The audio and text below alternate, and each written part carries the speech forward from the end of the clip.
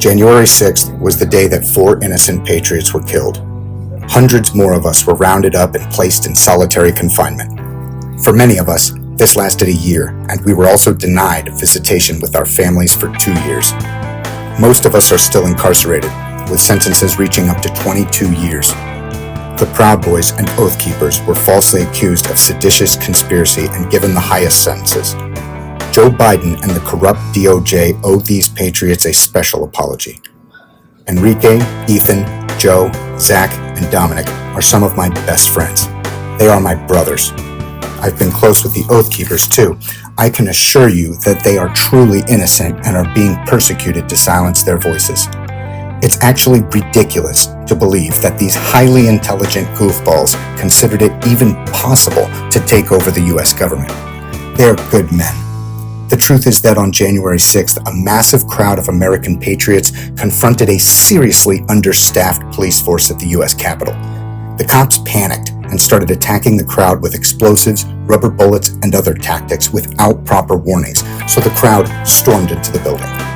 After a year of Chinese bioweapon lockdowns, censorship, and an unfair stolen election, once the cops attacked us, we the people raised our middle finger to the system that has been oppressing our citizens for too long. If there is anyone who can understand this struggle, it is our Black brothers and sisters around the country.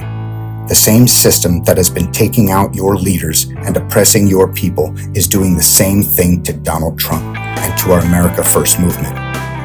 The J6 hostages are good men of all races, religions, and sexual orientations. That is the truth. It's time that every American who wants freedom, liberty, and justice for all unite behind Donald Trump. We, the people, can finally fix the corrupt, weaponized, and oppressive government we have all been victimized by. Let's make America great again. Uhuru. Hello, welcome to the DC Gulag. My name is Jonathan Mellis. I'm here with Edward Badalian and Reed Christensen. We are here in the Patriot Pod with about 30 other J6 detainees. Thank you for tuning in. Edward and I will be interviewing Reed right now. Our goal here is to have a conversation in order to get to know him, his background, his views, and anything else that comes up. He is a J6er, as are we. Hopefully this conversation will give the American people some very much needed insight into the truth about J6ers and what makes us tick. We all know the mainstream media narrative so far is a complete lie.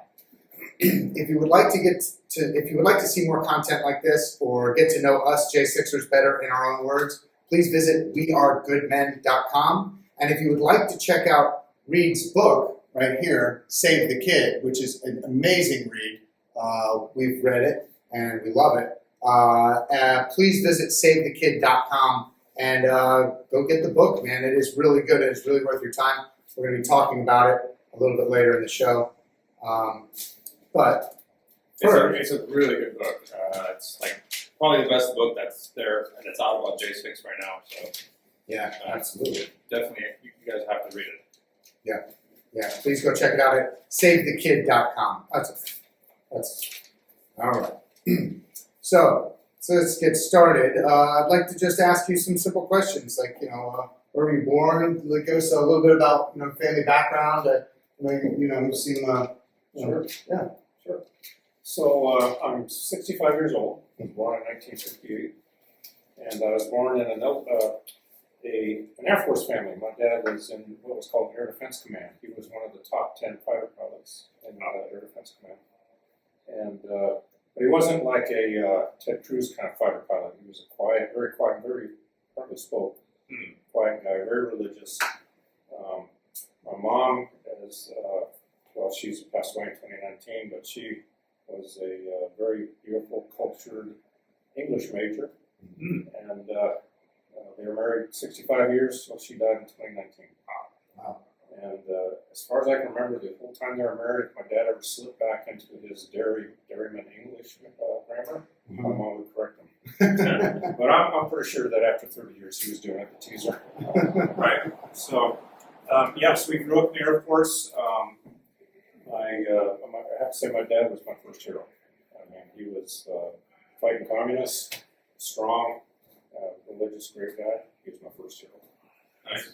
So and then in the 1970s, we were stationed in Great Falls, Montana. So that's where I went the last couple years of high school. When I met my wife there, we were both the same age. I met her when I was 17. We dated my high school senior year, and we went to a year of college together. And then, in my faith tradition, meant the young men usually go on mission. So between 19 and 21, I went to Korea as a missionary. Yeah. Right. And came back. I don't know how far you want me to go, but Well, no. Farther than okay. Yeah, just kind of tell us what you're comfortable with. Actually, one of my bullet points is this missionary work in South Korea. I'm actually really interested in. It was a blast. It was a highlight of my life. I really enjoyed it. My wife waited for me while I was gone, and we got married soon after we got back, and we went to Washington State University together for about 4 years. I studied electrical engineering, as you mentioned, Ed, and worked part-time. Back then, school wasn't so unaffordable that you could actually work a job and afford it. So I worked part-time, went to school full-time, and then I studied electrical engineering. My wife studied speech pathology. And raised, by the time we were done with her undergraduate, we had 2 boys. So she raised my boys.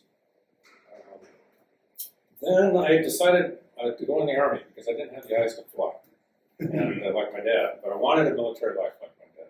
So we went in the Army, and my first assignment was to Germany. That was a nice place.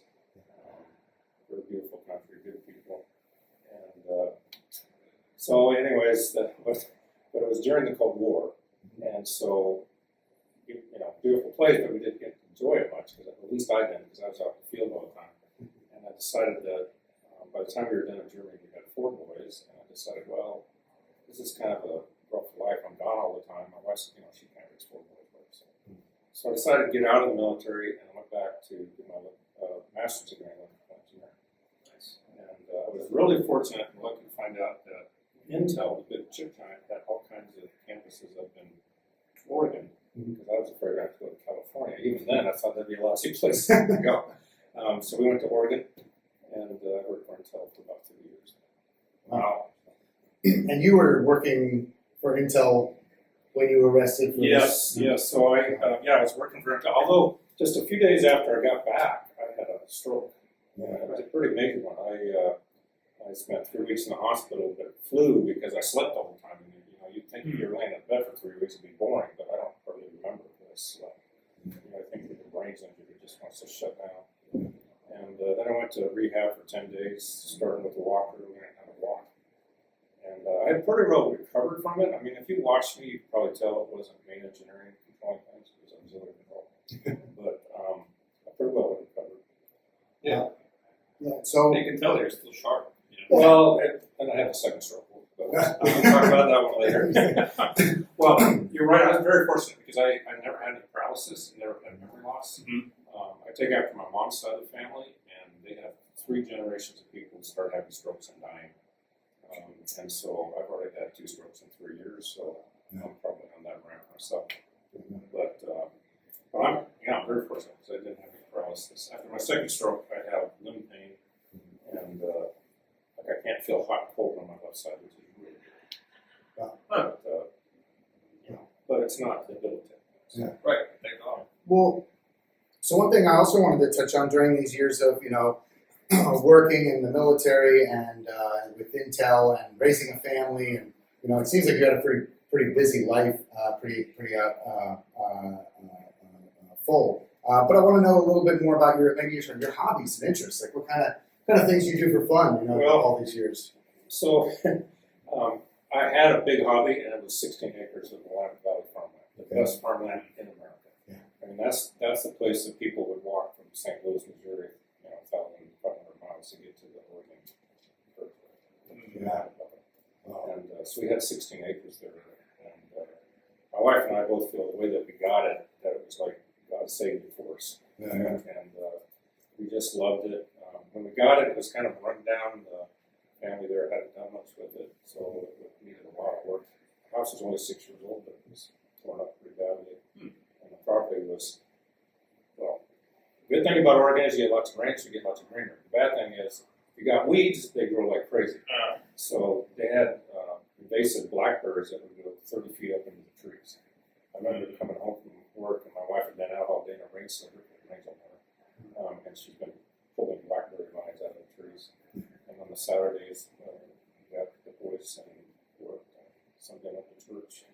But after 25 years, we had a pretty nice blackberries pretty well gone. Wife had flowers all over the place. We had an in-ground pool. We had huge pool parties with we have 5 kids. They're all married, and we have 16 grandkids. So we had huge family parties. It was paradise. And a farm. We turned it into a farm.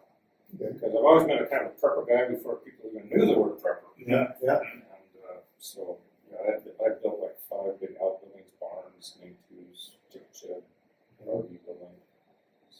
And More like it's not even just a hobby, but it's like frontiersman lifestyle. Well, yeah, and the thing about it, I was so motivated because I didn't look at that farm just as a nice place for my wife and I. I looked at it as kind of like a multi-generational refuge, for the apocalypse kind of thing. So I worked hard on it. Most of the teams are in didn't start working until 9, so I could get up at 5:30, but in 2 or 3 hours before I went to work. Worked all day Saturday. yeah, I know we've spoken about it in a few of the other previous podcasts that that manly sense of adventure that we all have, and it's that joining the military, that going to mission work in Korea in a new land, or this 16 acres of land in Oregon. It just sounds like an amazing life. It was a great life. Yeah, it sounds like a lot of fun.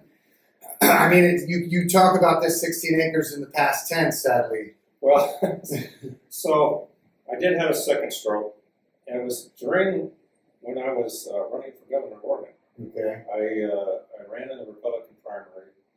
There were other MAGA patriots who were good candidates, but nobody talked about the fact that Oregon's had vote by mail for 30 years. Right. And after what happened with Trump, we know how to cheat an election. It's vote by mail. And one of the crazy things about Oregon is before vote by mail, 4 out of 6 governors were Republican. Right. Since that time, none. So obvious that's yeah. So I just kept saying, well, okay, Republicans, what are we going to do about this? And nobody was talking about it. It was like, oh, we'll just get more people to vote and we'll win. But if you have a closed, corruptible election system, so you don't know what people are doing, you got to trust people not to cheat. Well, I didn't trust Democrats in that state that much. And I was encouraged Republicans to basically say as an opposition party, we're not going to accept a closed, corruptible election. If you want us to accept the results, you hold a one-day, in-person, voter ID, open, transparently honest election, and we'll accept the results. Yeah. And usually when I said that at a Republican forum, I got dead silence. Yeah, because it's apparently this establishment of Republicans and rhinos also benefit from the election stealing methods that's they use it to kick out and push out real pro-America candidates. I think that's true. I also think that there's a lot of Americans who don't want to open their eyes and face where we're at. You know about Dr. Shiva and his lawsuit that he did for the election? The name sounds familiar. Yeah, so his lawsuit was the only one that didn't get just rejected outright. And it's because he was actually suing the Republican Party as a Republican because they used it against him in the primary. And he did, and that's where that discovery of his lawsuit came. The handbook that Twitter has and the portal that Twitter has for government officials to log in and have and choose which post they want to censor. And then discovered also that the voting machines, instead of counting votes by whole numbers, they count it with decimal points. So, and that feature was put in there for HOA elections, so someone's vote can count more than someone else, I guess that has more property or whatever. But they didn't remove that feature for the general election. And so his votes, he had like 60% of the vote count, or the polls were on his side, and then 40% were on the rhino side, the designated loser. And then on voting day, it flipped. The rhino got 60%, he got 40%, and then that rhino, of course, went to lose to the Democrat. So I guess that's one one of the topics in your book is that nobody is fighting back against these election stealing methods. Yeah, that's why I got involved in the governor race, and then in the middle of that, in May, I had my second stroke. Oh, yeah. And it was not as bad for the walking stuff, but I just lost a lot of strength in my limbs, had a lot of pain, and so I could eventually get up so I could work 2 or 3 hours, but I realized that it wasn't enough to maintain that property. 6 acres is a lot to maintain. And I was facing this trial, which I didn't know what would happen. I thought if this went in front of an American jury, they'd throw it out. Right. But we were playing both sides, and so we started selling farm equipment and getting things moved up a little bit. So by the time of the trial, we weren't completely out, but we had gotten rid of like a 14-foot trailer I wasn't using anymore, that kind of stuff. And then I'm happy to talk about the trial because I've already spilled my guts in here. Yeah.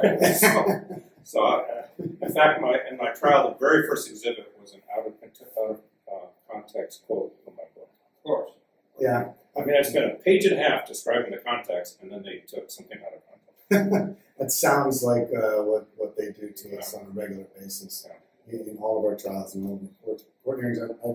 I mean, if you want to get into a little bit of we can just open up and start talking about this book, man. I really enjoyed it.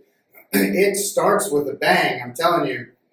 It talks about a lot of your fixes for the country and a lot of the problems that are going on, but it really starts with your arrest for January 6th. Right. On your way to church wearing your suit, on your way to church with your wife. But the thing that struck me about your arrest is, and it really is a very touching, it's very, very, you suffered strokes, you get arrested, you choose, which is 100% your right, in your Miranda rights, you have the right to remain silent. You choose to remain silent, and for that choice, you are put on solitary confinement with no clothes. They call it suicide watch, and you're in a cold cell with, they don't feed you. They don't give you the correct medication either. Your wife brings all 4 medications that you have. They only give you 2. They don't give you the others. They're just screwing you over. Your blood pressure is through the roof in a way that they would be performing life-saving measures on you normally, but the lady just does a Reed take and gets it a little lower and then says, move on. And you have decided to remain silent. The guards treat you throw you in a cell naked with the light on all night and not give you your medications. It seems pretty despicable to me. And it's hard to know how much of this is because, I think most of them are probably just, this was at a county jail, so I think most of them are just deputies following a checklist, so if a violent murderer comes in, this is what you do, so they didn't know what to do with a 62-year-old guy at that point who had a stroke. Or who was silent. Yeah. What bothers me is that if you remain silent, they should be treating you neutrally, book you in, put you in a cell normally, give you your clothes. But instead, because you chose to remain silent, they put you naked in a cell with the light on. When I was arrested, I told the arresting deputy, because the FBI went and got the deputies to do the jury. Yep. So the arresting deputy is cuffing me, and I'm telling him, look, I know I'm a political prisoner, and I'm not going to talk to anyone. Mm-hmm. At that point, I shut up. Didn't say another word for 24 hours. Yeah. But this guy forgot to tell the deputies at the jail that. Mm-hmm. So they didn't know what was going on, and I wasn't going to talk. Anyways, it escalated pretty quickly when I had all these deputies around me, and they're asking me questions, and I want to answer them, and that's when they strip me down and throw me in a cell. Yeah, well, that's just... They said, if you don't answer our question about being suicidal, we're going to assume that you are, and even how can you assume that? Well, he hasn't said anything. Then they sent me to the nurse, right? I had no problem talking with nurses. It was the deputies I was, not talking to. And I told the nurse, I am definitely not suicidal. She also wanted to ask me a bunch of psych questions. And I said, I'm a political prisoner. I'm not going to answer psych questions. And then she wanted me to sign this tablet electronically saying that I had read the medical form. I said, I'm a political prisoner. I don't know where that signature is going. Might be a confession, for all I know. So she shuffled around and found a piece of paper that I could read. older, I was not suicidal. I said these deputies are being ridiculous. Mhm. She didn't do anything. No. Yeah, it's really like when you read that first part, it's like blood curdling. I don't know how other people's reaction will be, but for me, it's just I already have so much anger against these scumbag pedophiles, and then seeing them do this to an old man who is not a threat at all. It just like enrages me beyond belief, and it shouldn't It's enrage heartbreaking. anybody that reads it. Yeah, I personally think that most of the deputies there were just blindly following checklists, but that's not a good thing.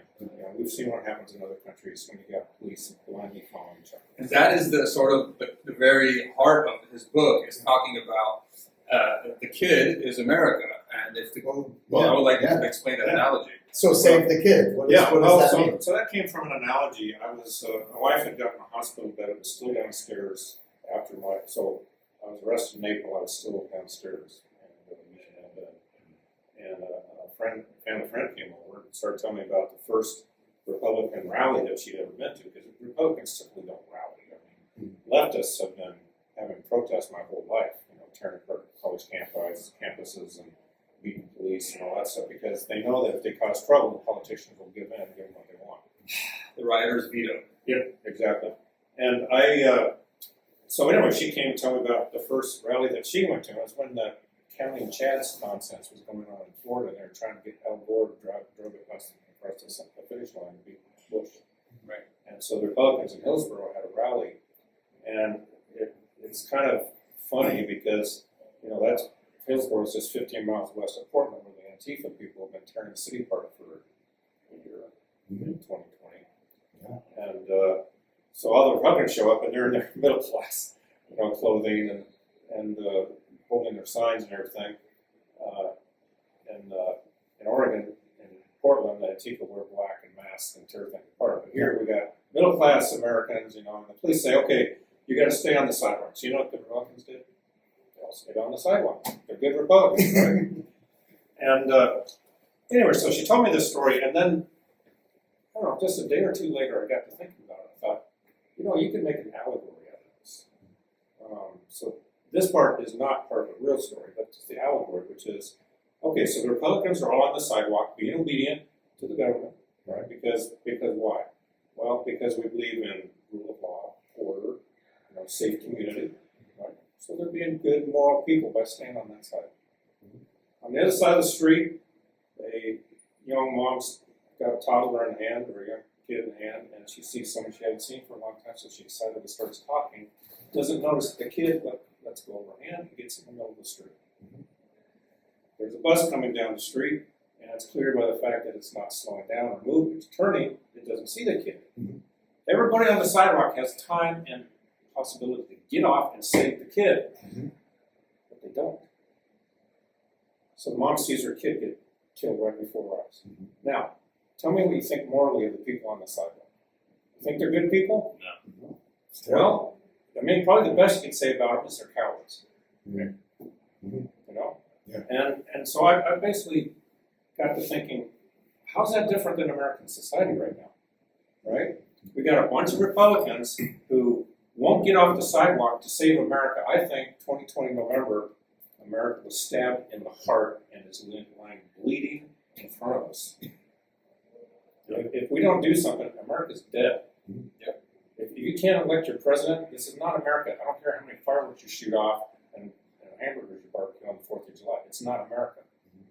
And so anyways, my allegory was, well, what's the moral thing to do here? Is it to obey the government and stay on the sidewalk and have a rally, as opposed to saying, no, we're going to get off and do something to save America? And frankly, that's what I think of January 6th. I think ordinary Americans decided they had to do something. We're not just going to stand on the sidewalk and wave our sign and say, USA, USA, right? We're going to, well, in my case, how far we want to go with those, but in my case, so I was there at the obelisk where Trump was talking for an hour, and frankly, I was bored because for an hour he told all the things that went on, and I already knew that. That's why I was there. And so, anyways, afterwards, everybody started moving towards the Capitol, and I I thought the whole purpose of this, the reason I went, was to try to put some spine into the Republicans. That they would look out their window, see a million energized patriots waving the flag, and that they would do what was right. That's why I was there. Yeah. And so as I got closer, it was just a sea of people all the way to the steps. And I didn't even know until my trial that there was supposedly a perimeter quarter mile long around the Capitol that you weren't supposed to cross. So I just saw a sea of people. Yeah. But I wanted to get closer, so I went off to the right side of the steps where there were a few people. And a couple things maybe kind of discussed it. One was, I mean, there's a million people trying to get close to Capitol, and there's this little tiny sidewalk, and on the sides is their grass. And they have a plastic barrier with T-posts up, and it says, keep off the grass. So I walked over that side. And then I got closer, and there's bicycle racks saying that you can't go up the steps. And I'm thinking, okay, so this is the way America works right now. They violate innumerable state laws about how elections are supposed to be held and where ballots can go and where they can't. They violate all those state laws, stab America in the heart, and I can't walk on the grass and I can't go up the steps. Not even mentioning 2020 in the summer all year, leftist Democrats had been breaking all sorts of laws. Well, in the exactly. cities Well, and I mean, that comes later when they came after me, but nobody went after them. you know? But for now, it was the politicians were fine. I mean, tell me how many people are in jail right now for killing America. Okay? There's been 1,000 of us been through here.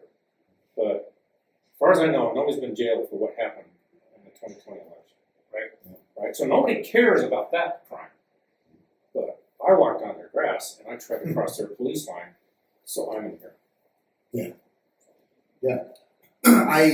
It's the sign that keep off the grass for a million people that they expect us to be so obedient when Democrats are burning cities down all year to get what they want.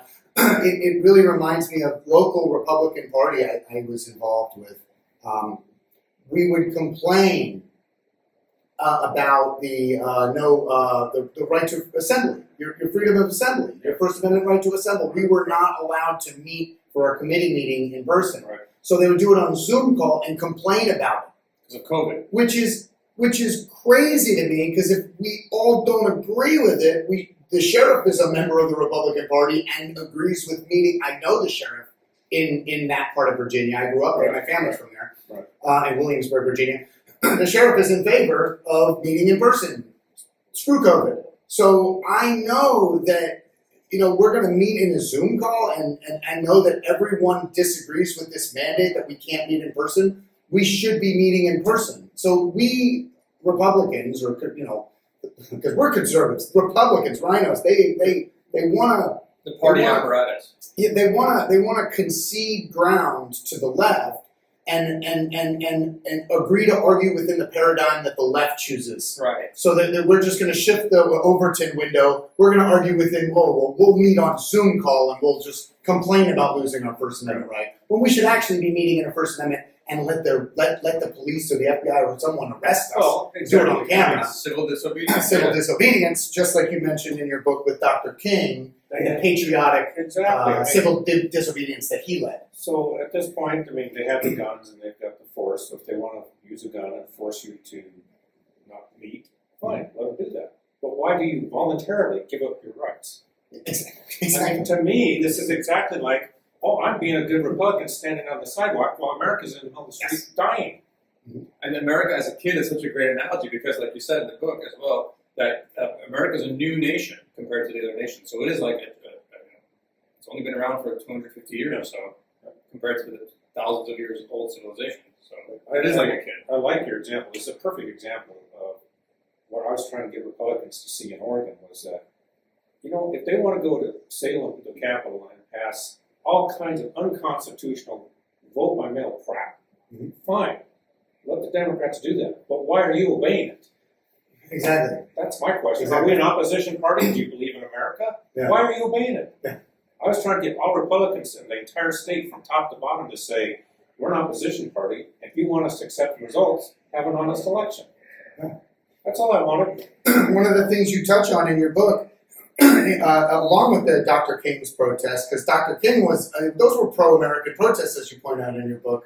Those were about the equality of all men and civil disobedience and things like that. Christianity. Right. Yeah. Exactly. It's and I'd love you to touch on some of that. But that it seems like the left today, they're the moral compass. So each side has their own moral compass. We patriots, we conservatives, we freedom-loving Americans have our moral compass, which is the Constitution right here. But the left, their moral compass seems to be stronger than our moral compass, even though we disagree with it. I think our case is more complicated because we have two compasses. Compasses. I don't know, Latin pluralist. Yes. We have two compasses we have to deal with. Yes. Right. But let me address your point about the left. So you're exactly right. So in California right now, does the state of California obey federal immigration law? Exactly. No. And why not? Because They don't agree with it. because they're righteous liberals. And in their heart, they have a moral compass I call socialist utopia. Mm-hmm. And in socialist utopia, there's no borders. We all kumbaya. And so having somebody labeled as an illegal alien is terrible. It's immoral. Mm-hmm. So therefore, they're not going to obey federal immigration law. Yeah. And you know what? Nobody in this country cares. Everybody's fine with it. Mm-hmm. From the media to most Republicans. Mm-hmm. I mean, did California ever get their funding cut off from the feds when Republicans had control of all three branches? Not that I know of. No. So everybody's fine with them doing that. Mm-hmm. But if we decide that we're going to have a First Amendment assembly, Yeah. then by golly, that's arrestable. Exactly. Yeah. And we'll bend to that. We'll actually give that up. Right. We don't even do it. We'll just okay. We'll meet by Zoom. Yeah. It's fine. Yeah. We'll get them next time. It's like, what? Well, and here's why I think conservative or patriots inner compass is a little more complex, because we have a spiritual compass from the Bible. And remember, Jesus, when he was teaching the people, he was telling them, I'm not here to overthrow the Roman Empire. I'm here to overthrow sin in your heart. Mm-hmm. Right? And that was hard for a lot of Jews to accept. Right? And in fact, he had the famous saying, the Pharisees tried to trick him into getting in trouble with the government. Mm-hmm. And they said, we shouldn't pay taxes to Caesar. Of course, they already were. So it's a hypocritical question. But he said, you render to Caesar what is Caesar and what is God to God. Mm-hmm. And so in our Christian heritage, politics is, remember, the original church was in the Roman Empire. This was when, they had tens of thousands, if not hundreds of thousands of slaves. If you crossed them, they put you on a cross. It was a pretty terrible government.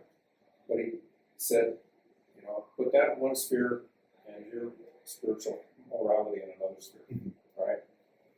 Okay.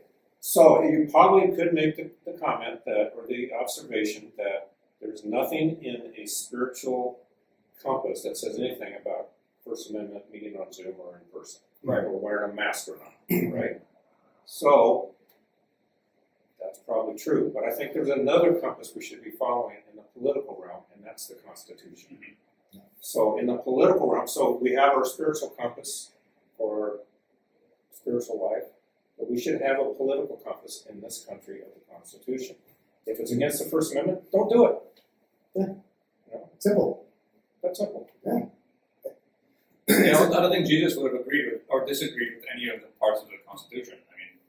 The right to freedom, the right to defend yourself, like self-help by a sword, the right to privacy, the right to fair trial.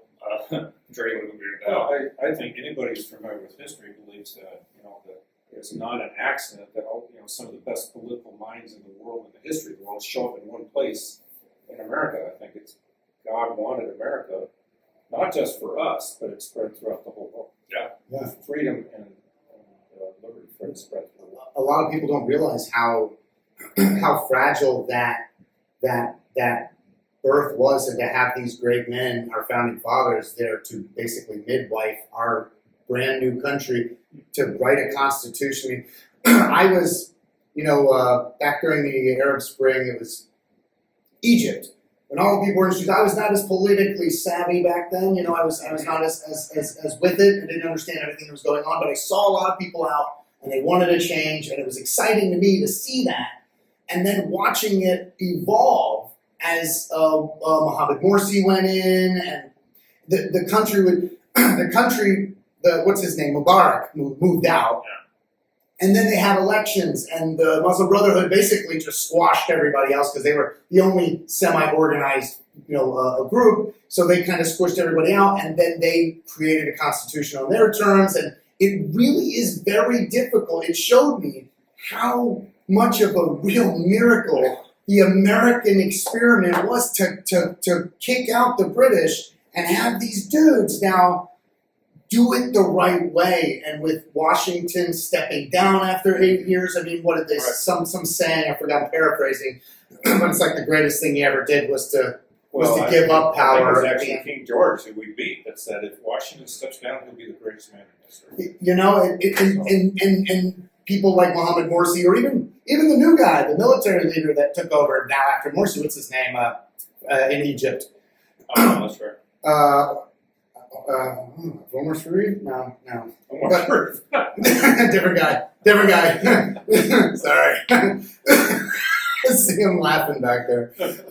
So, forget, drawing a blank, but he is in power now, and it doesn't seem like he's going to leave for a while. It just, and we Americans seem to like him because he's beneficial to us, but it is very, very fragile. Yeah. And they failed. You know, Egypt, they didn't get what they wanted. Yeah. They ended up in another form of Mubarak or whatever. But it really is a miracle what we have here. And I would love to hear more about, what you think, what you think about. I like to say that one of the most American traditions is the middle finger.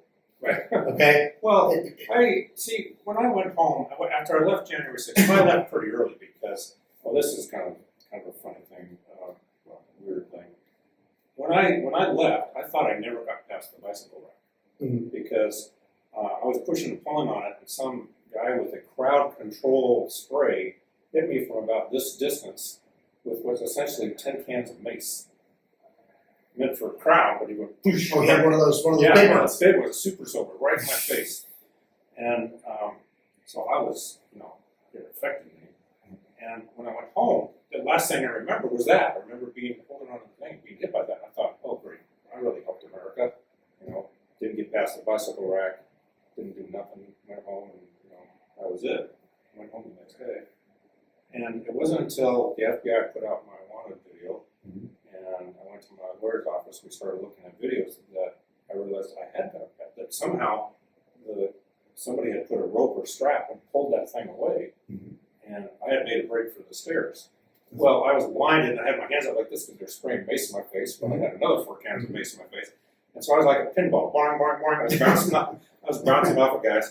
And every time, so when I get to my trial, when I got to my charges, basically every time I bounced off a guard, blinded and bouncing off on, it was an assault charge. A felony assault charge, which is funny because in the summer of love, they say in 2020, when Antifa and BLM were burning cities down and assaulting officers with bricks and frozen bottles of water and this and that, they're getting charged with misdemeanor. If they do ever, very rarely do they get charged, but if they do, the charges are eventually dropped, but they're charged with like misdemeanor assault or this and that. Well, in fact, so after my county jail stay Sunday night, I went to the federal courthouse the next day, and while I was in there, I asked the jailer how many Antifa. This is downtown Portland, where all this crap's been going on for a year. And I said, how many Antifa people have you seen down here? A couple hundred? A couple dozen? 0. Nobody was ever charged. And it was a federal building and federal officers. It wasn't just the Portland police being beat up. And the excuse they use for us supposedly trespassing is all of a sudden you can't protest 500 feet near Mike Pence somehow. At Lafayette Park, they were right up against the police that were near Trump, and none of those people got federal charges. And they assaulted way more police just in that one riot than were heard at January 6th. Yeah. Not to mention the other dozens and dozens of riots that assaulted federal officers. Over 100 federal officers that night they stormed the White House. Yeah. Well, in Portland, there were 34 of them. Just that one time alone. In your book, you mentioned when you walk out, you ultimately get bond. You get a bond, and you walk out of the jail, and across the street is the police station. Now, what did you see when you walked out there? So the federal building is right next to the Portland Police building, where they've been riding for a year. Now, this was during the day. It was like 5 p.m. when they let me out. Oh, and by the way, I had a nice suit I wore to church that they couldn't find after a day. So I was wearing some rags they found out of a bag somewhere. Anyways, come out there, and the Portland Police Bureau, all the windows are covered with plywood. The federal building, the side door it came out of is not just a door. It has this big, huge metal cage around it with a big locking thing at the end, so people can go in and out without being assaulted. And in the words ACAB, which most people know what that means. It means all cops are bastards. Yeah, so that's spray painted everywhere. It's an Antifa slogan. Yeah. And anyway, so that was my release, and I didn't get my medicine back either. It's amazing to read this book. I'm telling you, all this is in this book, and it's really, really a lot of information, and it's very, very helpful. What I want to know is what drove you ultimately before all this, or years ago. I mean, what drove you to conservative values? Why are you? Well, I mentioned my dad was my first hero, and I'd say he's still alive. He's 88, living with my father, and I tease him that this is all his fault. Well, I mean, he's young, strong, top fighter pilot in the Air Defense Command, and he's fighting commies. I mean, what can you not like? Yeah. So I always loved America, and I was a very voracious reader. I mean, my name is Reed, and so I read Solzhenitsyn when I was in high school. Yeah. So I knew what was going on. I knew what the communists were doing. Yeah. And so.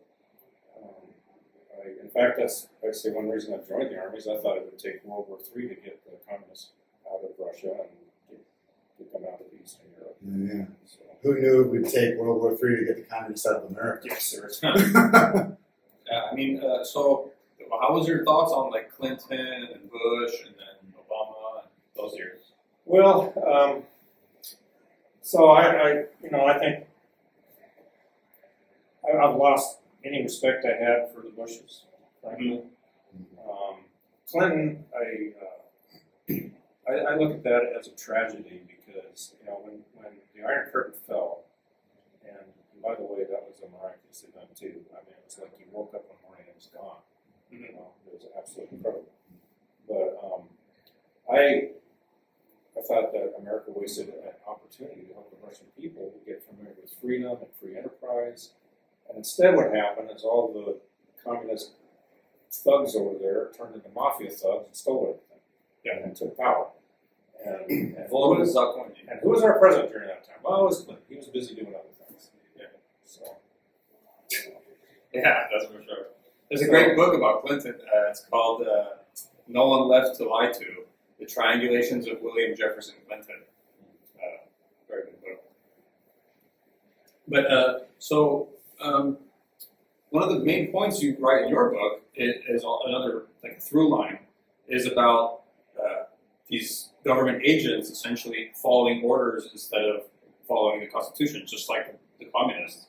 And so, if you could, Well, so like I say in the book, we lived in Germany for 4 years, and one thing I learned living there is Germans are just nice, ordinary people. I mean, they're not like British propaganda said in World War I, evil Hun. They're just nice, good people. Enjoyed Germany a lot. And one of the things that I got to thinking was, well, so how the heck does Germany, which is a Christian country, leaders in philosophy and math and everything else, how do they become, hate-filled, racial genocide and wars of aggression and turn into this horrible place? And I personally think that it was because of obedience. And here's one thing that also patriots need to realize is obedience is morally agnostic. Right? If you tell me you're obedient, I don't know if you're a good person or a bad person. Exactly. Right? If you're obeying God's law, you're a good person. If you're obeying Mein Führer, you're not a good person. So obedience is totally agnostic. And that's why you've got to have the right compass. So I think what happened to the German people is that Hitler was elected, right? I mean, he became chancellor first. He won an election. And so in theory, he had the legitimacy of the people. And then he worked his way into becoming Führer and made all the military take close to him and not to the country. And so you could say that, he started off fooling the German people into thinking that he was a legitimate person to obey. But once he started doing the evil stuff that he started doing, people should have said, wait a minute, I can't obey that. And so I see Americans in the same place, frankly. There were stories about during COVID lockdown, mom got tired of her little kids being locked up, so she took them to a park, no one else there. The police come and tell her to get out of there, they're going to arrest her. Sickening. Okay? Well, I'm sorry, but when I hear something like that, I see police officers going down that road. Yeah, and absolutely. And one of the things I heard on the campaign trail in Oregon when people use the line, kind of throw a line, we support the police, we support the thin blue line. Okay, that is true, but I do not support a police state. Right? That is not conservative, it's not patriotic. Yeah. So, we support police who support their oath to the Constitution. Exactly. Not government agents that blindly follow order. So one of the things that, the way that really resonated with me, because when I was a kid, I wanted to join the military, and then I saw what was happening in Iraq, and that turned me off of the American military. That they weren't serving American interests, that they were like an attack dog, a police force of the world type thing, instead of defending America itself. And then so I stopped wanting to be in the military, and then I wanted to be a lawyer. And then I saw how corrupt the legal system is, and I didn't want to be a lawyer. And then so I ended up going to school also for electrical engineering. So you decided to become a J6. Well, yeah, that's coming up. Yeah, so I wanted to be an electrical engineer and create something. I thought if I create a power source, like solve nuclear fusion, that would essentially help free people out of all the conflict. And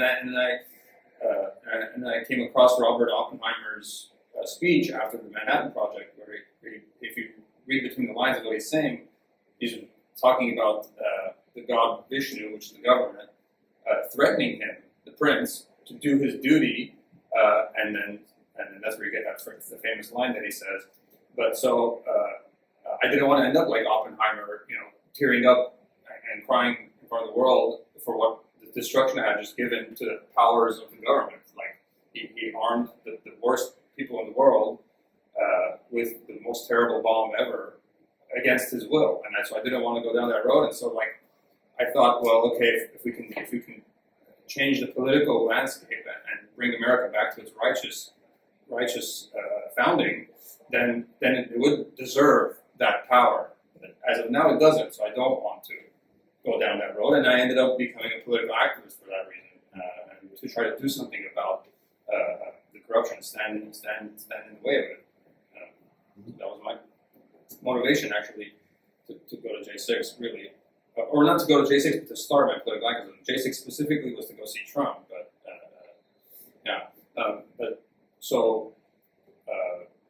was wondering what internal changes can stop a Marxist regime?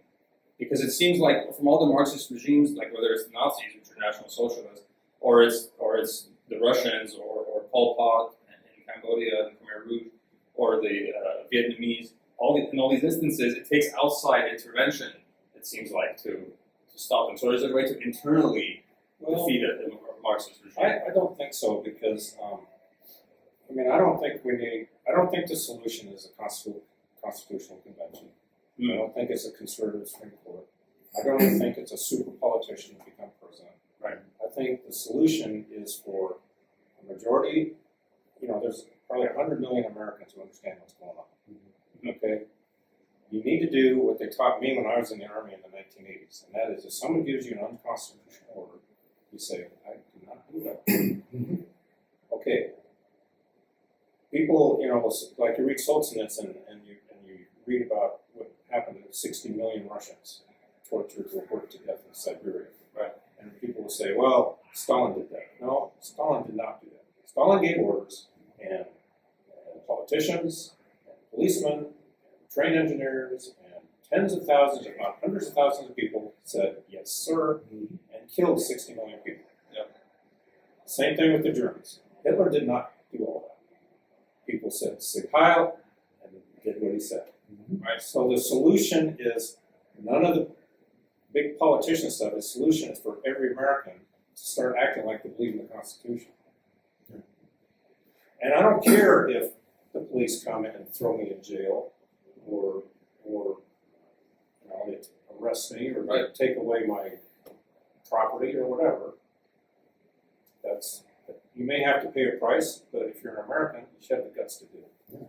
When you talk about Dr. King in your book and the civil disobedience that he led, that the movement of sitting at the counters in the segregated diners, the freedom rides, there's all sorts of unconstitutional rules that they were challenging, and that's why earlier, and I do firmly believe that one of the most American traditions is the middle finger. Well, it is telling unconstitutional laws that we're not going to do that, and we're going to think on our own, and we're going to have that. Exactly right, and I didn't finish this thought earlier because I had it when you mentioned it earlier. Was that's what January 6th was to me? Was American people saying, I know what I was saying. I was saying, you just stab my country, and I'm crossing your stupid police line to wave the flag on the steps. Mm-hmm. Yep. Mm-hmm. Yeah. Which you have every right to do, really. And there's nothing more rock and roll than that. Well, I felt like when I went home, I thought I just witnessed the Boston Tea Party 2.0. I was proud as heck. Yeah. Boston Tea Party. And then I get home and I hear leftists calling it an insurrection, and I hear conservatives calling it a terrible riot, and I just turned the crap off because I was so mad. Which is in the dichotomy of what the Democrats did in the summer and all year in 2020 and even before, burning cities down and rioting everywhere, and the Republicans and the Democrats making excuses for them. Oh well, they're just it's the voice of the unheard. I heard over 1,000 times in 2020 that riot was the voice. And you have Democrat leaders encouraging them, actively encouraging them, and then the Republicans just kind of, they're referring to it as unrest or a protest. No, it's a riot. It's a riot. It's not unrest. Yeah. It's not a protest. You live in Oregon. Right. Portland was that one of them, Seattle and Portland both had an autonomous zone that Antifa and BLM blocked off, kicked out the police precinct, and took over land, which is what, an insurrection. Isn't that an insurrection? Well, invasion. And they just allow it, and you don't even hear about it. No, Portland, when we moved there in 1989, it was a beautiful city. And now, to this day, it's run down, chock full of street people, and defaced and grown. And people don't want to be there anymore. It's probably it's on a downward slope. Who knows? I have a friend who helped me. We worked together in politics in Oregon. Lost 4 businesses when they did this COVID shutdown. He had 3 little coffee shops and a coffee grinding business. And the city just, we're closing everything down. So he lost his life's work. He was in his 40s. Starbucks got to stay open. Yeah, the big guys stayed open because they've got corporate money from the whole country. 2 points. One is these big stores, Walmart's, Costco's, they stayed open. And if this is what bothers me about this COVID mandates. If the logic is that we have to shut everything down because if everyone gets near each other, they're going to get COVID, and I need to go get eggs, you need to get tires, and you need to get flowers for your wife, wouldn't it make more sense that you go to a florist, you go to get tires at a tire place, and I go get eggs at a grocery store, so we're not interacting? But with their logic, we all go to Walmart to get all different things, and we're all interacting. So even their logic doesn't matter.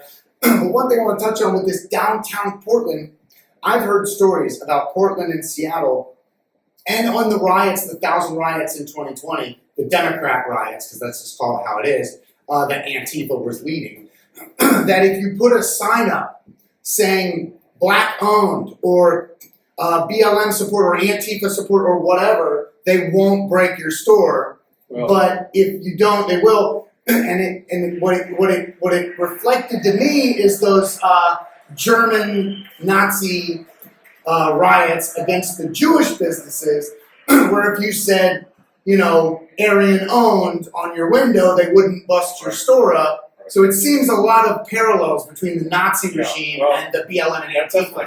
Businesses were trying that, but some of them still got broken. That goes right into my next question, actually. So the socialists, the communists, and the fascists, they all seem to fit the same mold.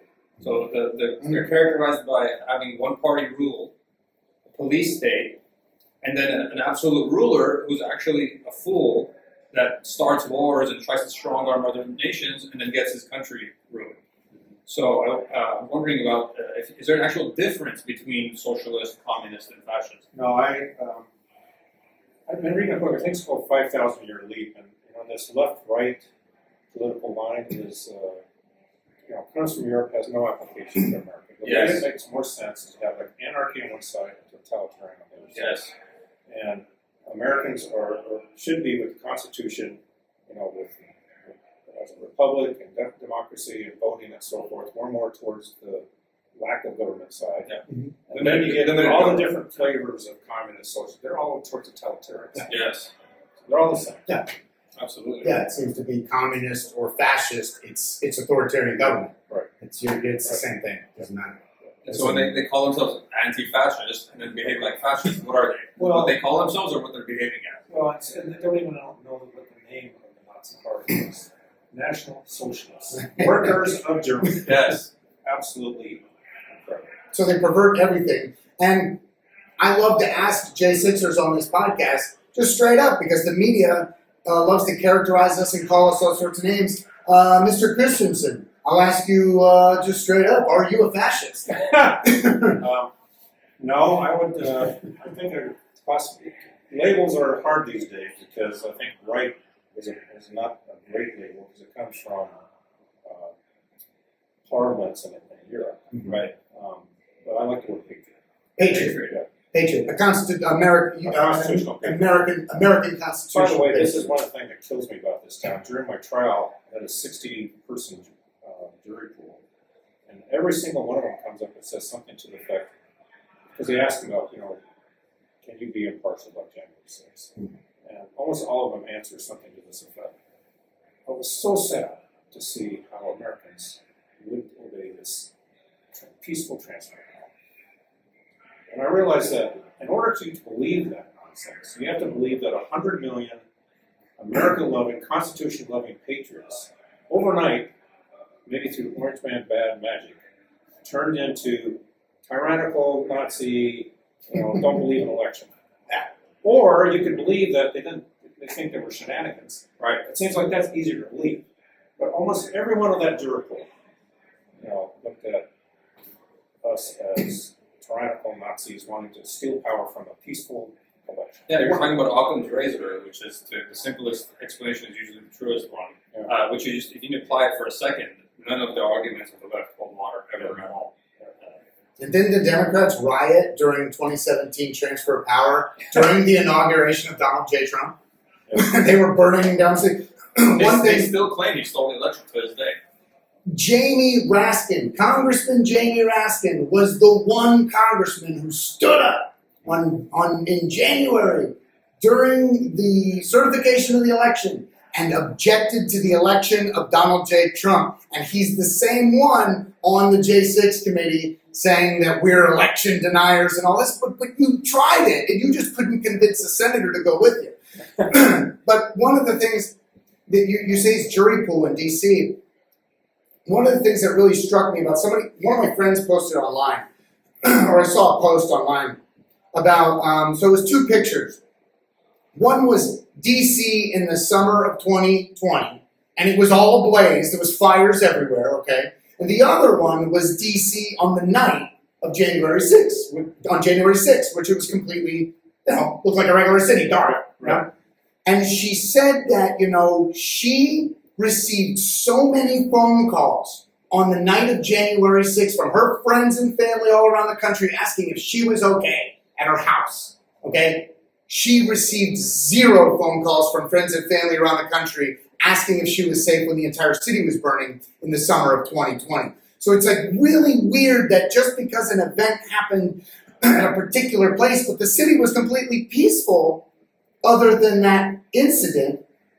But when the city is completely burning, nobody cares, and the media is just nowhere to be found. Donald Trump was absolutely right when he said the media is the enemy of the people for this reason. I had forgotten that, but when I was walking through the subway spot through Donald Trump's speech, I went through blocks of buildings that were boarded up and everything. It was very stuff. And we actually obeyed the curfew. Yeah. The big bad insurrectionists went back to their hotels and obeyed the curfew. Like, what? Wow, we are terrible insurrectionists, I'm telling you. If we it is amazing. And I always point this out. 4 American citizens were killed on January 6th. Ashley Babbitt, everyone knows about, was shot. Roseanne Boylan, Benjamin Phillips, and Kevin Greason. How many officers were killed on January 6th by protesters? A big goose egg, 0. God, be with the family of Brian Sicknick, Officer Brian Sicknick. Our condolences go out to him. But the medical examiner said he died of, confirmed that he died of natural causes. Overnight, he had a stroke, had nothing to do with January 6th, but we're still blamed for that. We're blamed for Billy Evans, who was killed by a BLM supporter several months later. He ran the barrier in March or April, and we're blamed for Billy Evans. The BLM supporter gets out and runs him over with a car and stabs other officers. We're with the death toll of the death toll of January 6 officers is up to 13 or 15, I don't know, 20. I don't know what number they're going to throw at us, but 0. 0 was the real number. Yeah, and if most likely, if anything from J6 had anything to do with Brian Sicknick's death, it would have been the fact that he inhaled a bunch of your gas that you were launching on us. Well, my wife thinks that I had that stroke just a week after I got back. And my wife thinks it was the exposure to 14 cans of mace. Absolutely. Yeah. It's a toxic gas. I have a biological tendency towards that on my mom's side. Usually it didn't show up until the 70s. Yeah.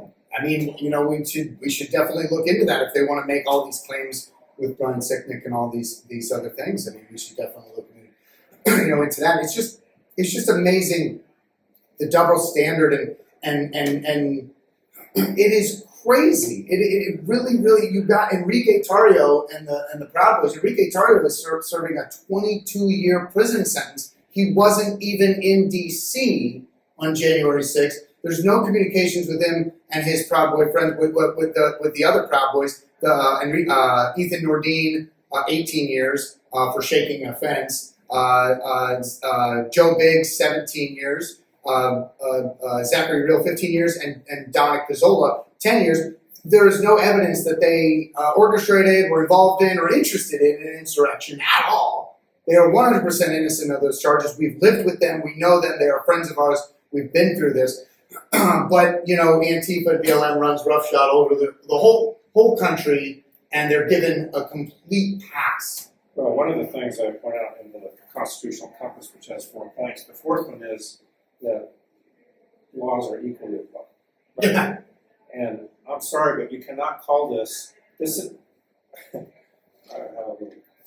so I was thinking, I haven't had my sentencing hearing yet, right? But I think I have three levels I could go. One level is I plead for mercy, say Orange Man bad, and Biden's the best president ever. The other one is I just say I have nothing to say to you people, which is kind of where I'm at right now. The 4th one is take your communist kangaroo court and shove it. Right? Because that's what it is. It's a communist kangaroo court because it's not, if it was American justice, then there would be hundreds of BLM people in prison in Portland before they ever thought of talking to me. So, and January 6th never would have happened if they were being, if the law was being fairly applied and the Constitution was being followed, because we got, we just went over innumerable constitutional. They took this Constitution and they ripped it up in 2020 under the guise of COVID. Well, okay? Why didn't anybody? Other countries, especially in Africa, always have riots and fights after elections, and why? Because they have crooked elections. Yeah. Well, up until 2020, maybe there were shenanigans. I'm sure there were shenanigans earlier, but up until 2020, at least you had some belief that it was an honest election. Yeah. Right? But by 2020, everybody plainly saw it was a joke. It was a crooked election. That's why people protested. I'm a constitutionalist. We believe in the voice of the people. If you hold an honest election that I can see, right, you can hold those kind of elections. Like if you're not keeping out the poll watchers. For example. I can't complain if I get to watch how it's all done. Right. And I see everybody, one person show up and drop one ballot. None of this ballot box stuff crap, right? And you hold an honest election and you say, hey, we're going communist, I'll say, fine, let's go. But I'm not going to believe you. And it hold an honest election. It's important to note that they stole the election with multiple different methods. Yeah. So all the different efforts that Giuliani and his team uncovered, they found that about 1.2 million votes were cast or counted under provisions not approved by state legislatures, whether that's the mail-in ballots, the ballot harvesting ballots, all that together was about 1.2 million. And then you had the FBI and CIA directly interfering in the election by censoring the Hunter Biden laptop story in Facebook, which Mark Zuckerberg said on Joe Rogan's podcast. And then you had the Twitter files, which revealed that the FBI was directly working at Twitter to censor the New York Post story about the Hunter Biden laptop. And then you had the CIA, Mr. Anthony Blinken, who's now given a position of power, who was an active CIA agent at that time, who orchestrated the letter that said, the Hunter Biden laptop has all the hallmarks of a Russian disinformation operation. Well, those hallmarks have never been explained or shown, and they can't because it's not true. And then the excuse that the media ran with was, it's signed by 51 former intelligence officials, so it's just random citizens talking. It's not the government interfering in the election. Well, the letter itself was organized by an active CIA agent, and that person was actively working for the government. So the government, the CIA members of the government, interfered in the election, and so did the FBI. Interfered in the election. Active members, not former. Okay, so that is and there's a conflict of interest of the highest order for the FBI to interfere in the election and then turn around and try to be the investigative body against the people who try to stop their crime, which is us. I would actually even back up a little bit and say, the purpose of an election is not so that you and your friends can learn you won. Now, maybe if we're talking homecoming queen, maybe that's the purpose. But a political election is so that your enemies can learn that you won. Right? Because you expect them to turn over their life, their money. I mean, why am I sitting in orange? Because they have power. You expect me to turn power over to them. How about giving me an honest election so I believe it? Right. So I don't even care if everybody in Washington, D.C., including my entire jury, thinks that the election was fine and I'm an idiot because I believe it was stolen. I don't care what they think. I'm their political enemy. They should care what I think. Yeah. They should care that 100 million Americans don't believe it. Yeah. Because if we're not doing elections anymore, we're going back to 5,000 years of human history, which is what? We have wars and we murder each other for political power. Yeah. That's how we did it for 5,000 years, before America. Yeah. So if we're throwing that away, then that's what we're going back to. Yeah, it's, to your point, for an example, what really bothers me, and just one example, is the kicking the poll watchers out in Fulton County and on camera then pulling 4 boxes of ballots out from underneath the table and counting them. And, look, if that was completely legitimate and hey, it's just a big misunderstanding, it's just, those are real ballots, we were just putting them there and whatever, then, like you said, then do a full forensic audit on those to give the other side, so we agree with you that it's you can't just tell us, that's fine, nothing to see here, it's totally cool, If we don't believe it, then we don't believe it. It's not about it's about the appearance of impropriety, even if there was none. If you're saying there was none, prove it.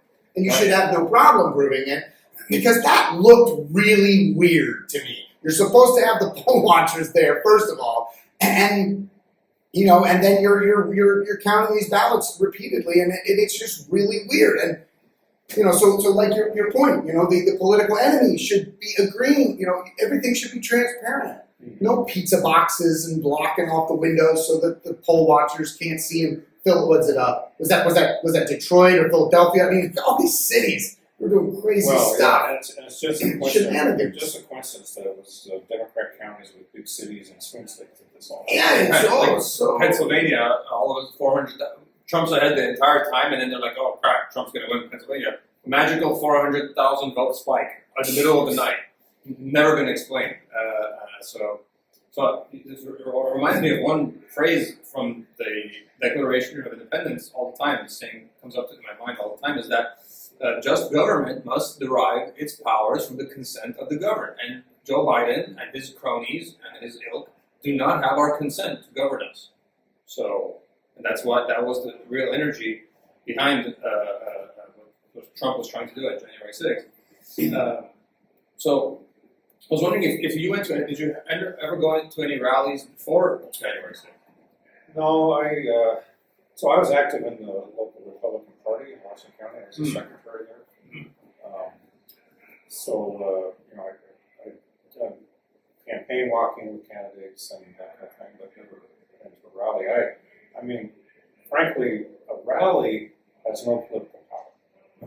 I mean, you can get out there and you might rouse your supporters, but a rally has no political power. What the left knows is if they go out and cause trouble, that has power because a local politician doesn't want trouble, so they'll do what they say and give them some money. Yeah. Right? A rally has no power. Especially if the media is on your side. Yeah. Cover for it. Exactly. So, no, I've never been to a rally of any kind. I just heard from a son about it. I had stopped listening to the news because I was so disgusted about November 2020. Because it was pretty clear early on that the political class in this country and the judicial class had no problem with what happened. Right? They got rid of Orange Man Bad, so they're fine with it.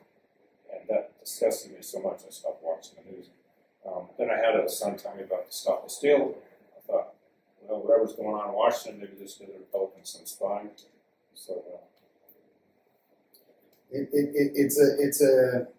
It's really amazing to find ourselves in days like now, and to be sitting here where we're sitting, and I'm what I think the establishment didn't count on is us being able to have laptops to view our discovery that accidentally have a camera attached to it, so that we can actually get to know some of us while we're in here, because they love to characterize Trump supporters, and J6ers also. They love to characterize MAGA, but not have MAGA on to defend our views. So they don't give us the platform. One of the things that strikes me on the Sunday morning talk shows, CBS, ABC, NBC, Fox, PBS, all these Sunday morning talk shows, the political talk shows, they'll have a panel, and most of them are always liberal, right? There will be one or two Republican strategists, like, Chris Christie or John Kasich or Caldwell, but they're always... Liz Cheney.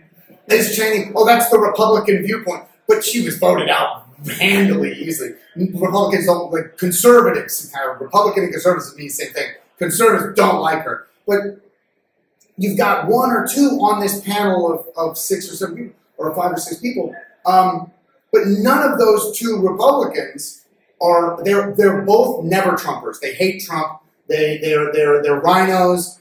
So they want to characterize Trump. They want to characterize MAGA, but they never want to give us a seat at that table and never show the American people, oh wow, we actually are pretty cool and pretty fun. And you know what?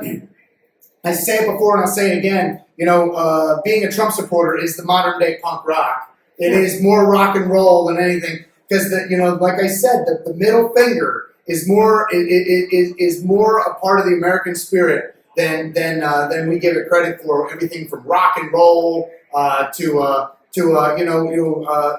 arguments over civil disobedience. I mean, Martin Luther King was one of the biggest middle fingers to the establishment and to try and getting the right thing done. So if you want to, my last point is that the Democrats seem to rail against systemic racism, systemic corruption, systemic this, that the system is bad, but they're arguing for larger government and more government spending, where honestly, any Democrats or any liberals watching today, if you truly believe in government corruption and systemic racism or systemic corruption, then you should be voting Trump and MAGA down the line, because we are the middle finger to the establishment. Yes. We are telling the establishment to go away and to to defund themselves because we want to slash government spending and get rid of all these bureaucrats that are telling us what to do.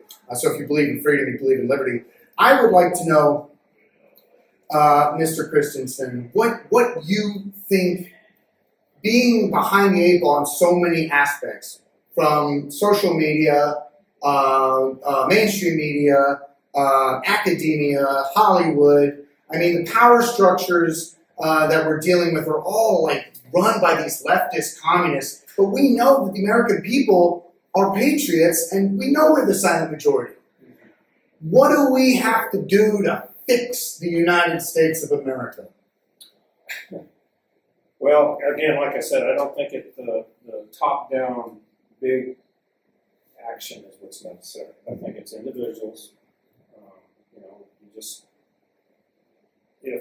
If Stalin was to start issuing orders to kill fellow Russians and everybody just ignored him, he'd be one guy spitting and nobody would pay attention to him. So we don't have to have that tyranny in America. We can get rid of it, but it's got to be individuals having the heart to do that. And in fact, I think this is kind of a difference between the way God does stuff and the way people do, mankind does things. The way God changes the world is He goes individually and changes your heart, and then you change your behavior. The way the world wants to change things, they want to have some big communist system that forces people, or changes the environment and forces things on people. But that's not how you would change the world for the better. You've got to start with individuals. I think we as individual Americans can do that. Yeah. You made a great point in your book about diversity and how these leftists they talk about diversity all the time, but they enforce uniformity. Yeah. So is it possible that we can actually read an excerpt from the book, a couple of pages? Yeah. You have something in mind, or? Yeah, I had a really good section that I thought was really powerful. Is it okay if I read it? Sure. Yeah. It's already in the court record, so. So, here, let's take the example of a restaurant owner who refuses to enforce unconstitutional government edicts. The government sends a health inspector and some deputies, moral cowards, just doing their jobs, to shut the place down. The following nonviolent actions spring to mind. These examples are all nonviolent, but can come with consequences, legal and otherwise. They make choosing to do something to save the kid, America in this analogy, a moral decision requiring courage that must be seriously considered by each individual. Patriots could be on hand en masse to support the owner with a tidal wave of patronage. A worker in the sheriff's office or health office could send an early warning of the enforcement action. The roads in the area could be congested with vehicles to prevent government access. People could crowd in front of the officials and link arms to impede their movement into the building. Cars could be placed to prevent official vehicles from leaving, with tow truck operators refusing to be in the service of petty tyrants. The air could be let out of the tires of official vehicles. The above list of non-violent actions just took a few minutes to compile, and with a little imagination. Many more actions could be listed. With such non-violent impediments, the officials who snap their heels and throw up their arm and salute and agree to tyrannical orders would be lucky to harass one business owner in a full day. Their threats would be meaningless in the face of many owners standing up with the support of American patriots. While officials remain non-violent in enforcing their unconstitutional edicts, there are many such ways of non-violent resistance. Blocking officials, blocking vehicles, disabling vehicles and equipment, etc. Those on the left have no basis to be critical of this resistance and to get their panties in a wad and start wailing about how wrong that this is. For over 60 years, our rulers and self-proclaimed elitists have had no problem with and have even given encouragement to the left doing these actions and more during protests in service to their bogus, utopian moral compass, guiding them to tear down American society and history. Those on the right need to recognize that following a true constitutional moral compass to resist those engaging in assaulting the kid is a good and moral behavior. State and county officials also can take steps to defend the kid from assault and keep their oath to uphold the Constitution. Recall that point 2 of the compass says that the Constitution provides for each level of government to have its own sovereignty. It is a good first step to not obey the unconstitutional orders, but elected officials have a duty to do more to protect the people they serve. Is it acceptable to have the FBI conducting police state roundups in your jurisdiction, throwing a non-violent selfie taker into jail for 2 months with no trial, and threatening to do the same to irate parents at a school board meeting? If attacks on the American Constitution ratchet up in violence, the patriotic response should ratchet up as well. No hypothetical examples will be suggested for responses to violent provocations, as there are plenty of hack government lawyers who are just waiting to cry incitement. However, it turns out there is a perfect, recent historical example to examine: the January 6, 2021 Stop the Steal rally in Washington, D.C. Amen. Who wrote that? That was good. It just seems so simple. You know, the fix. One of the things that frustrates me a little bit, I see it changing a little bit, is that liberals typically have no problem telling everyone what to do. So their activism comes easy, they have activists galore. Conservatives on this side of the aisle, we typically want to be left alone, we want to raise our families, we don't want anybody telling us we want small government, we don't want to be involved with government because we want small government. But that leaves us at a disadvantage when it comes to activists. We don't produce the amount of activists that are willing to get out there. Well, I mean, this solution might be easy because basically don't do things. Just don't do it. Just don't follow the stupid rules. Yeah. Give them the middle finger. If they're unconstitutional, don't do it. Yeah. So maybe this is easy for us. So I would also ask, like, the problem with the media. What would your suggestion be to, bring the media back, or create our own media or something to Well, like that? yeah, certainly, because when I was running for governor, I had this leftist magazine lady, a journalist, called up and asked me why was it January 6th where 5 police officers died. And I said, that's been bogus for months and months now. I asked her, does it bother you at all that you're writing an article exactly the same as a government propaganda hacker write? Yeah. Went over her head. She did, huh? But that's what she was doing. She's writing an article, she's supposedly at an independent liberal magazine, and she's writing exactly what a government hacker wrote. So the media's got to be talking around something. Not just the media, but your point about the 5, killed officers on January 6th, that does not exist. Troy Nels and Eric Swalwell got into it in one of their committee meetings. And so let me recall, they had a witness that they were hearing from a witness that happened to be at January 6th. Eric Swalwell basically said something along the lines of 5 officers were killed that day, and we're going to listen to this lady who was here, or something like that. Troy Nels shoots back at him and about his Feng Feng relationship with Feng Feng, the Chinese spy, and that he's still there. The problem here is, and I may be a little wrong about exactly what was said, but it was about January 6th and the 5 officers being killed that Swalwell said, and then Troy Nels referenced Swalwell's relationship with the Chinese spy.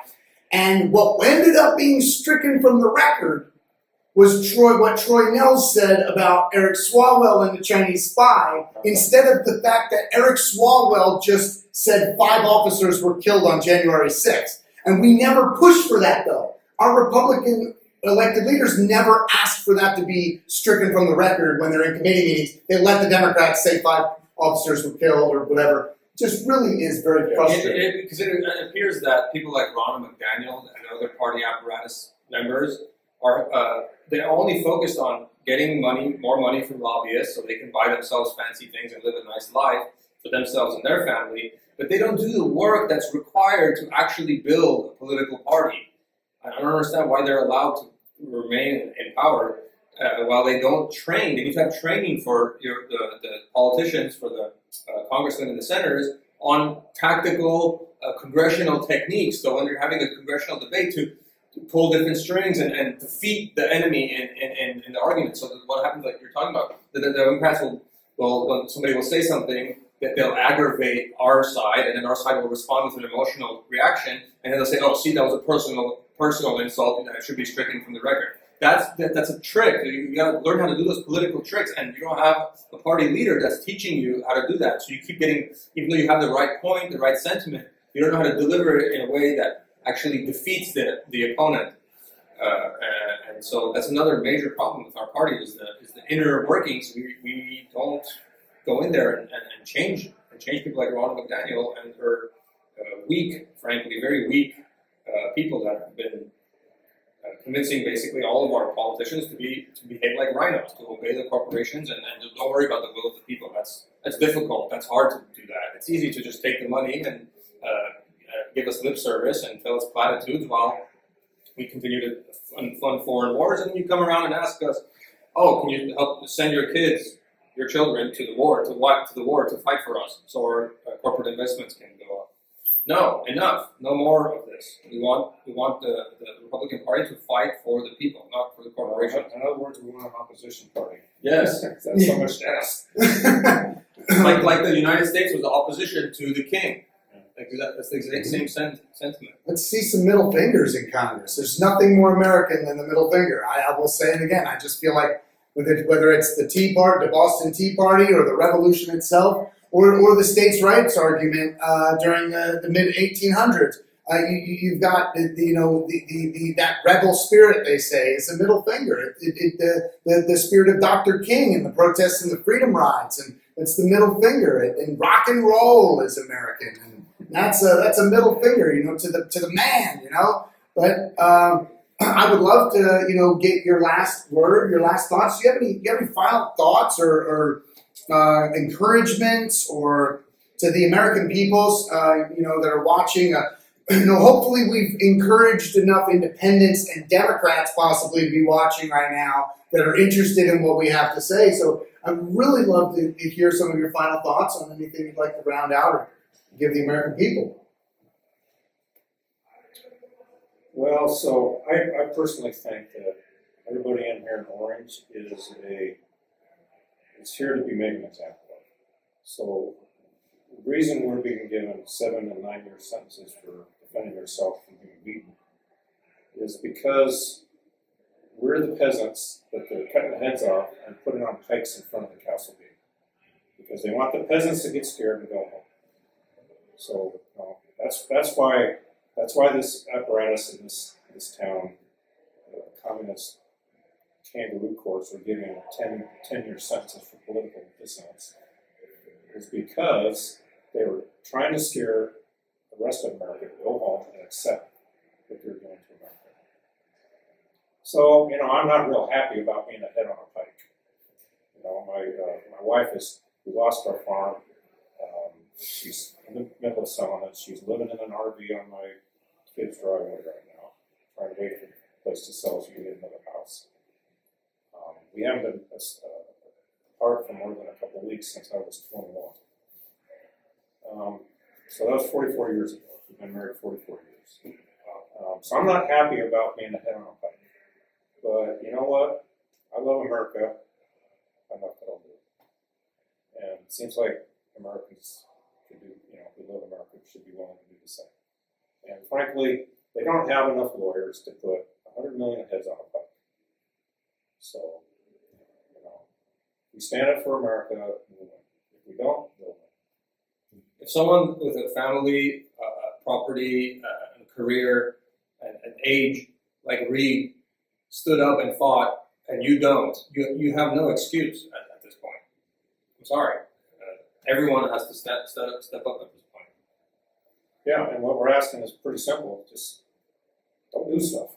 Yeah, please. Someone says, do some constitutional, say, no, I'm an American, I believe in the Constitution.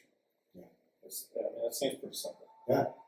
I know that it's been an honor getting to know you, and I know that men in here respect you very much, and it's an honor to be able to call you a friend and call you I'd like to say my brother, but maybe uncle, or but it's an honor to call you a brother. Old geezers, except yes. And I know it's thank you for if anybody would like to get to see more content like this, please or get to know us better, us J6ers better in our own words, please visit wearegoodmen.com, and I will also very strongly encourage you to please buy this book. Go to SaveTheKid.com and buy this book. Man, buy one for every single one of your family members. Send them in for Christmas presents. Do whatever you need to do. I know this will be probably released, this podcast, next year. But hey, Christmas 2024 is good. It's election year. Let's do it. I love you, sir, and it's really an honor to know you. And it's an honor to suffer alongside you and be a fellow Patriot head on a pike next to your head on a pike. I tell my wife I haven't hung around with guys since I was 21 years old. Well, thank you for coming on. Thank you for showing the American people who you are and letting us get to know you better and sharing that with the American people. It was a pleasure. Thank you. Appreciate it. Thank you so much. Thanks. All right. And Trump won. Trump definitely won. No doubt.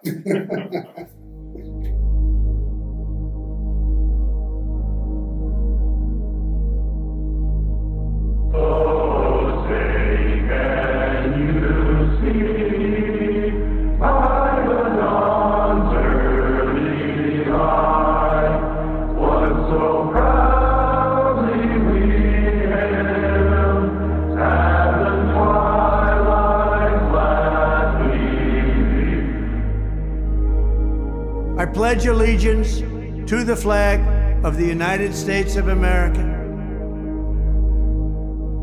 Whose stripes and bright stars through the perilous fight, o'er the ramparts we watch, words of gallantly stream. And to the republic for which it stands,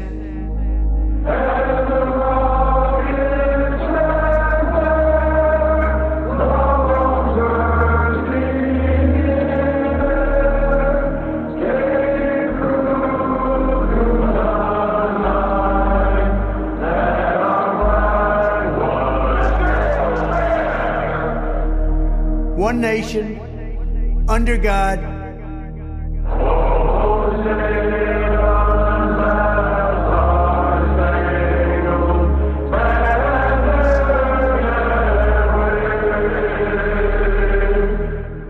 indivisible, with liberty and justice for all.